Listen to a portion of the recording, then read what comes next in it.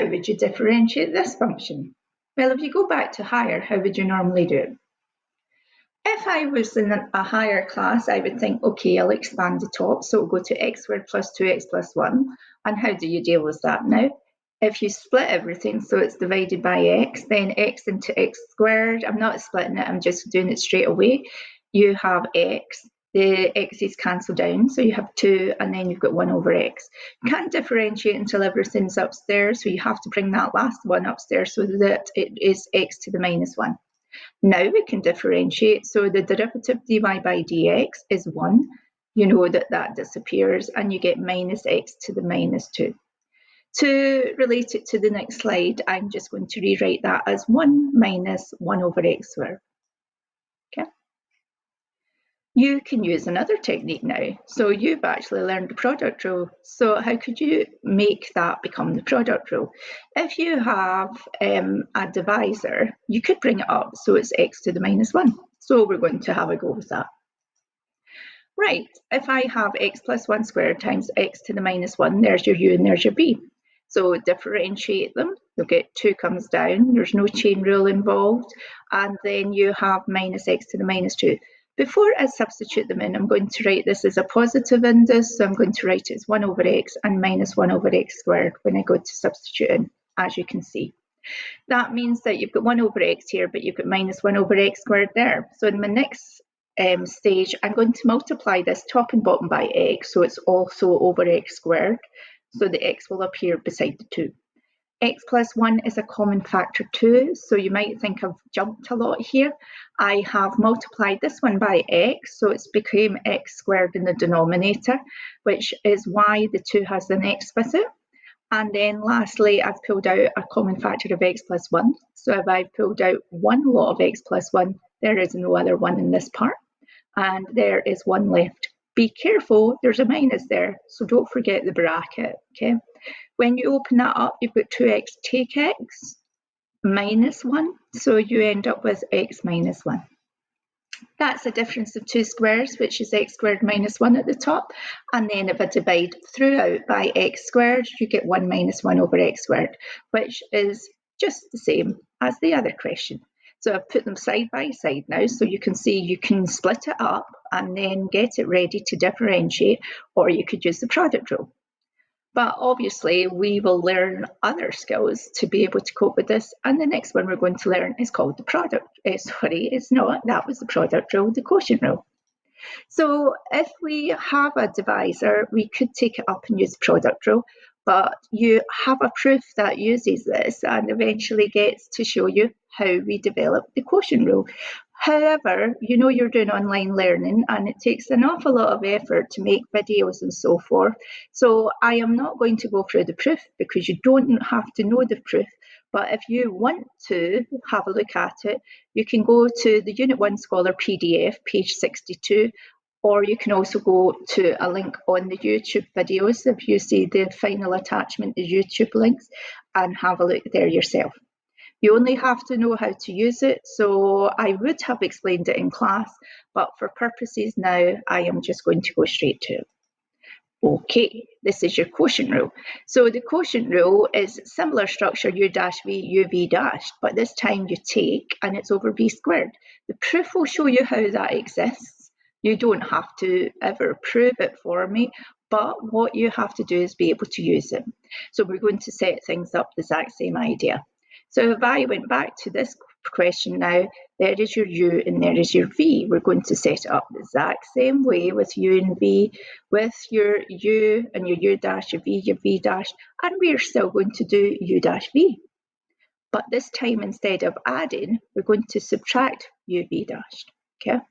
So if you keep the box the same, it's still that diagonal movement, except we've got a slightly different rule. So let's go for it. So you've got your u dash, your v dash. We've already looked at that idea.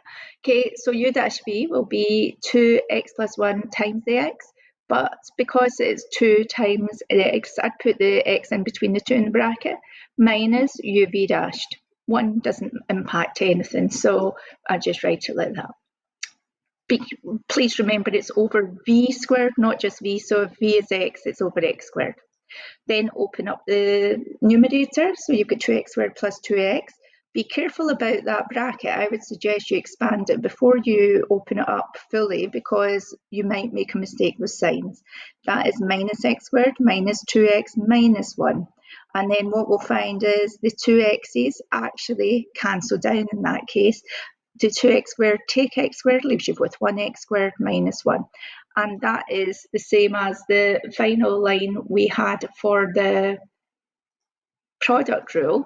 If I jump back here, that was like that before I manipulated it to compare the two.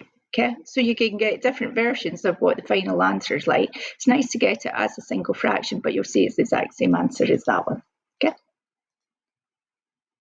so we can now start using the quotient rule. When do you use it? You use it when you've got a fraction, a divisor. Okay, so how would we do this one? You should know what u is and what b is. U is the top, b is the bottom. So if I say u is 2x minus 3 squared and v is x plus 2 squared, then the derivative of v dashed, the v dashed is straightforward. Just be careful with this one now. So the 2 comes to the front, but a chain rule of 2 comes out as well. So that is in fact what my u dashed is. The derivative, it doesn't matter whether it's y equals or whether it's f of x equals. Here it's k of x, that's okay, we'll just call it k dashed x then. So u dash b will be 4 2x minus 3 times this one here, and then minus, and I've brought the 2 to the front. It doesn't matter which bracket comes first, okay? It's 2 at the front, okay? Times the both brackets. All over v squared. Be careful, this is squared. It doesn't mean you've already squared it. So you'll have x plus 2 squared squared. Now, I could expand absolutely everything and then cancel down, but you should be more sophisticated than that and not have to do that. Let's just talk about the denominator first. X plus 2 squared, squared again is x plus 2 to the 4. Upstairs, you've got 2x minus 3 and a 2x minus 3 squared. So you should be able to pull out 2x minus 3 to the front. X plus 2 squared, x plus 2, you should be able to pull out x plus 2 to the front. And you've got a 4 and a 2, so you've got a multiple of 2 as well. So it's quite a lot that I've done here. I've changed the denominator to the power of 4, and I've pulled out a common factor of 2, a common factor of 2x minus 3, and a common factor of x plus 2. That means that we still have a multiple of 2 there, and we still have one lot of x plus 2. Here I've pulled out the 2, I have still got one lot of 2x minus 3, and I've pulled out the x plus 2. Be careful about that sign and to have a bracket here, because the chances are high that if you don't, you'll mess up signs, okay? So now let's expand that bracket and simplify it. You've got 2x plus 4 minus 2x plus 3. So the 2x's will cancel now. Not only that, what you'll see is I had 2 brackets at the front there. Look, there's only one. Why? Because you can see that that x plus 2 can now cancel down with the x plus 2 to the 4, and I have 3 at the bottom.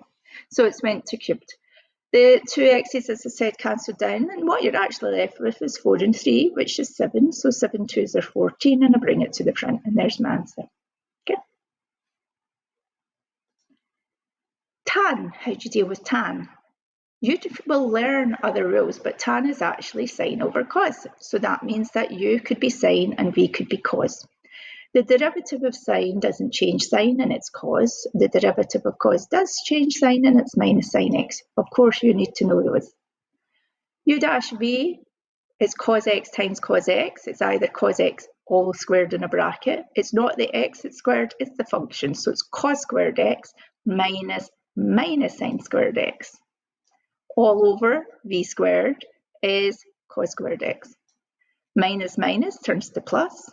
Do you remember what cos squared plus sine squared is? It goes to 1, and there's your answer. Okay.